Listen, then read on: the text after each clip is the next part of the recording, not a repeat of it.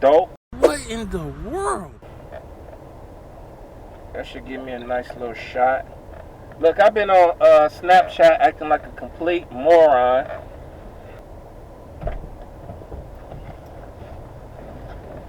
I'm recording, so you live. Alright. You live. You got anything you want to tell the people out there? Let me think.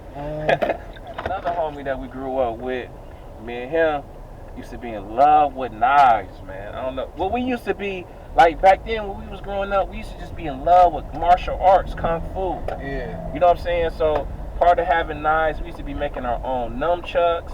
You know what I'm saying? We used to have bows, staffs, and there used to be a store up at Randall Mall back in the day called Eastern Arts. So we used to go up there and buy stuff. So we will always be, kind of sort of packing, man. You know what I'm saying? It's just like sticks and weapons all around the hood, like on our street. You know what I'm saying? Like, really quiet as kept. Like, if you lived around there, don't leave your rake out, because we'd be taking that boy and chopping that boy up. Like, we would literally be like because my homie father had like a wood shop in his basement.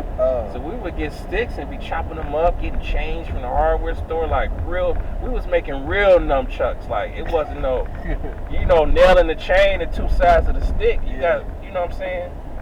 Like, we had what a staff is? Yeah. A staff is with the bar right here with the police joint. Yeah.